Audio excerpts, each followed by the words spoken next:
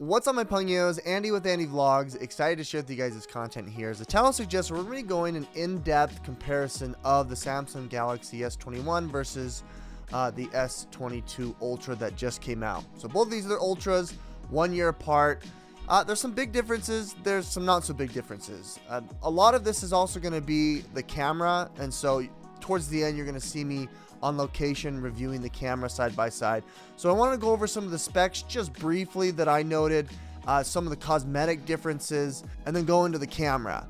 Now, I'm not necessarily going to show you the UI differences because you can basically play and use the exact same apps, products, software, all that good stuff that Google Play has. The only difference is that the S21 Ultra most likely will have the latest Android version, and then soon after, the 21 Ultra will get the update. With that said, there may be some accessories here that I go over that have been provided to me by companies complimentary, but this video is not sponsored, nor were these devices given to me. I purchased them myself, so you know where my bias is. But down below in the links in the description, if you want to help out the channel, will be those affiliate links if you want to support.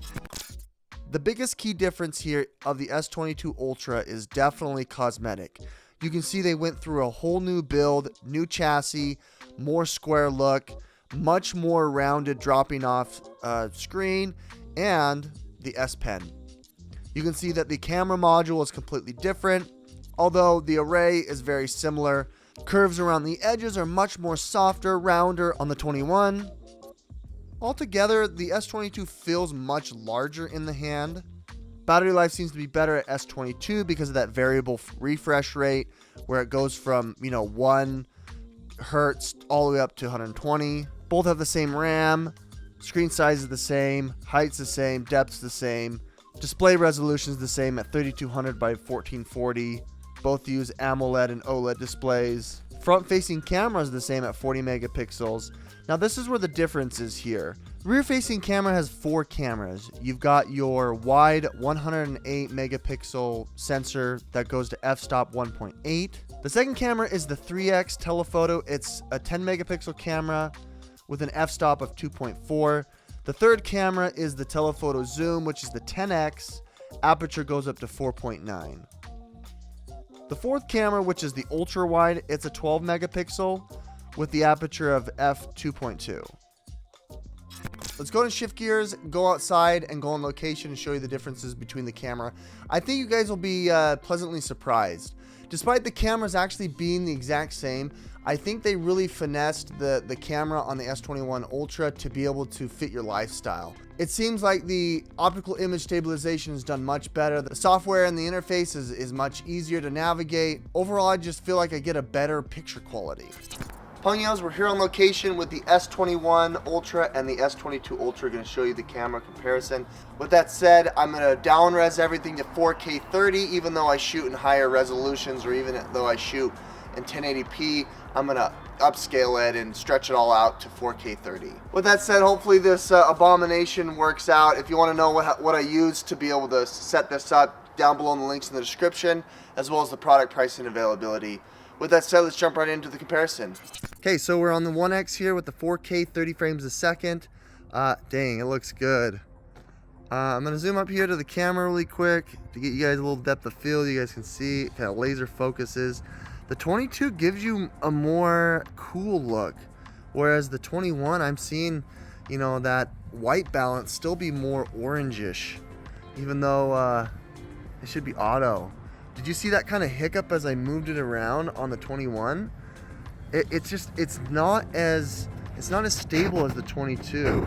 As I kind of walk around and as I'm shooting it with handhold mode here, I do feel like there's a little bit of a crop in on the 21, just slightly. I could be wrong. It could be the same. Showing you here, kind of more of a low light, higher contrast. They like to sharpen a lot here. Yeah, you can see that this is being sharpened right there. Although right here you're getting a better contrast despite the differences. You can also see the richness in the grass down there still, despite I think this is a higher exposure on the 21. Nonetheless, here moving around, we're just gonna be walking. You guys can see the stabilization on the 22 and 21. They kind of hiccup there as I lost my balance there a tad bit. But punching in here, getting closer, kind of a macro view, you can see there's some good shallow depth of field. They do a great job being able to pull focus super fast and be able to adjust that as I get closer. Pointing up into the sun, showing you here, see if we can get some more detail as we're pointing up into the sun. You can see as I put it in front of the sun in front of that pine cone, it's able to pull focus quickly. Still looks really good. As I'm running into stuff. This is not bad. It's pretty negligible, but I am noticing a difference after using one from the other. This is just more generally cool. This is much more orange. Let's go ahead and move to the 3X and look at the differences here. Here on the 3X, we're punched in, and one thing I noticed about the 21 with the 3X is its inability to stabilize as I walked. Both of them had a little bit of a trouble there. On the 1080p, it seemed like the 22 Ultra was able to stabilize better than the 21, but now that I'm at 4K and they're using the maximum of the sensor, it's not as good. But look at that, I feel like the 3X is punched in more on the 21. I wonder if 3X is maybe a 30 millimeter on the 22 and then maybe a 35 millimeter on the 21. That's interesting. It just seems more zoomed in. As I'm walking here, it looks like the 22 is doing a little bit better stabilizing, but it's still having a problem like catching up with the lens. Nonetheless, this 3X does have a worse f-stop. It's a 2.2 on the 22, and I think it's a 2.4 f-stop on the 21. But generally, as I'm panning here, it's struggling on the 21, whereas the 22, it's like not jittery at all. I'm able to pan back and forth without any hiccup, and it's still able to keep focus pretty well. Both of them are a little bit jittery, but just now I just saw the 21 give. 22 is still able to get it pretty stable there. There's a lot of sharpening going on the 21, I'm noticing, to make up for the lens discrepancies. But the 3X is a little bit more cool on the 21 than the 1X on the 21. I'm shaking both units here. Let's go ahead and come back to our lovely pine cone and show you its laser focus. Both of them do a really good job. Shallow depth of field. Once I got closer, it got much more warmer on the 21. But both of them look very, very pleasing to the eye. Moving to 10X here, you guys can see this was one that I hated using on the 21, as it was so jittery and it just wouldn't hold focus.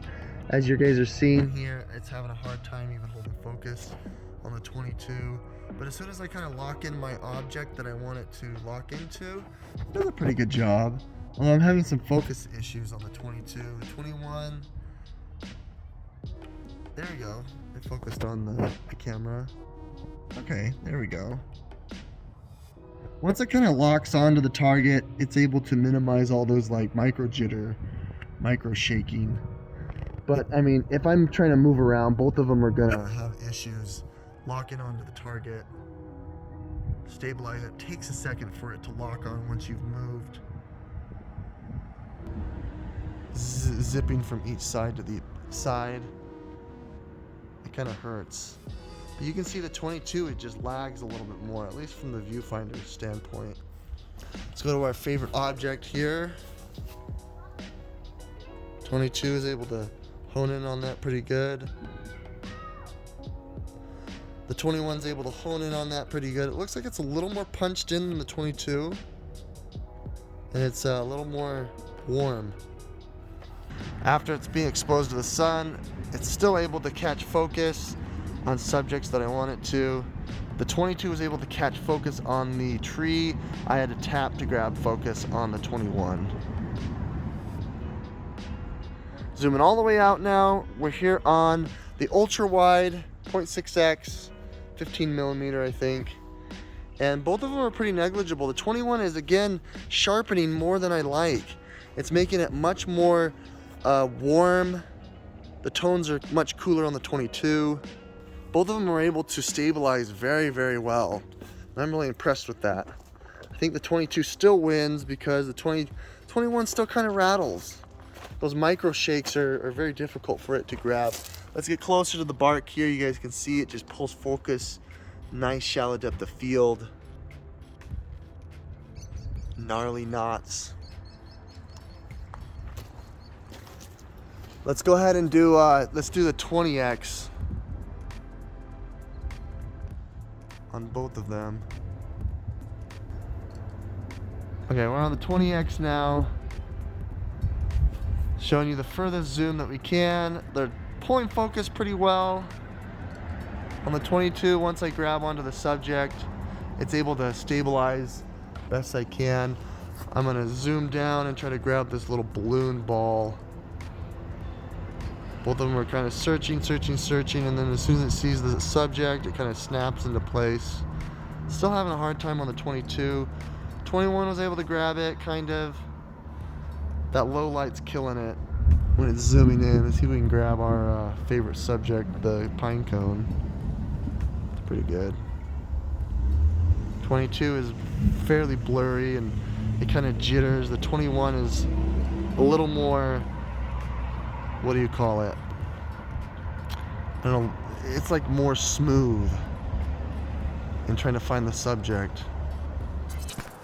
Okay, the next thing that I wanted to try out on the video here is the 8K. The 8K on the 21 was just atrocious. It punched in tons. It was super jittery. I saw a lot of the screen tearing where it would like the rolling screen, especially when you moved a lot. So I'm hoping that there is some difference here on the 21. Let's go ahead and show you here. I'm hoping that there's a difference on the 22 Ultra here. Let's show you what that looks like. Right off the bat, you can see there's much more cooler temperature here on the 22. 21's punched in more with more orange. As we move here, you know, I actually haven't used the 8K in a while, and it's not looking bad. I mean, look at that depth of field. It looks way better on the 22 though, I'll be honest. Moving around, I'm still seeing that kind of rolling shutter here. It's not super smooth when I'm moving. I have to like extra care stabilizing it, but as I walk here, it's actually stabilizing pretty good. 24 frames a second. You're not going to see the, you know, the best here because I've had to upscale it or downscale it to 30 frames a second. So there is going to be a little bit difference there between the audio and the visual, but hey, I'm impressed. Color me impressed. It's much more punched in on the 21, as I told you, but I think this is doable. Maybe I do a vlog completely in 8K. Who knows? You can zoom into 6X. And it is a digital zoom. It probably is on that wide 108 megapixel sensor. Let's see if we can't grab our favorite subject here, the pine cone. Where are you, pine cone? There it is. There's the pine cone. It's much more punched in, you can see here, from the 22 to the 21. And it takes a second for the 21 to grab it, but the 22 is doing a good job holding on to that. It is kind of fringy. You can see that it's a little blurry when it's zoomed in. Tap it back to 1X. Here's a selfie mode here. There's a little bit of difference, as you can see that there's a space between the two cameras, but I'm walking around here holding this up as best I can, and they're both stabilizing very, very well. You can see that despite the sun being out here in the corner, it's still focusing on my face, targeting that. However, I am noticing a little more sharpening on the 21, whereas the 22 is having much more cool, you know, much more natural look. The f-stop is, I think, 2.2, if I'm not mistaken. Let's get a shot here with my favorite subject. Here's my Mr. Pinecone. Zooming up on the pinecone. You are getting some depth of field. Hey, look at that. That's impressive. You can still get pretty close. It does, you know, laser focus there, and it's still able to keep the subject in focus. I'm really impressed with the Samsung. I really like that. I still feel like it's cropped in on both of them. They're probably at the same focal length, which means that it's just when shooting a vlog, you want it a little bit more, out about here, but I'm like fully extending my arm and it's a little uncomfortable. I'd like to be able to have it here and do a good selfie shot, but it's not the best. Nonetheless, you do have the option of changing it, 4K 60, 4K 30, which I think is pretty nice. All right, folks, well, in conclusion here, is it a good idea to switch from the S21 to the 22 Ultra? And I don't think it really is, honestly, because it's such a negligible change. I don't really use the S Pen. It's fun. I'm not in a situation where I need to take notes. I just do it on my computer while I'm at work or just type it out. Now, if you're someone who is obviously an artist and likes to make and doodle and put content out regularly on your Instagram or whatever, and you want to have, your handwriting written onto it, this might be something for you. Do I think it should have replaced the Note? No, because I think there was a place and a time for the Note, and maybe this is what they're doing, is they're moving the Note into the Ultra category. With that said, if you're anything before the S21, I highly recommend moving. If you want to save some money, go to the 21. It's going to be discounted now that the 22's out. Nonetheless, here, I think this is a pretty reasonable comparison here from a consumer standpoint. I'm not going into the high tech. I'm not going into any of the benchmark comparisons or, all of the stress tests here that maybe other people are doing. But I think I'm doing what I would care about if I were a consumer of this product. With that said, guys, hit that like button, subscribe if you want to see more. This is Andy with Andy Vlogs signing out.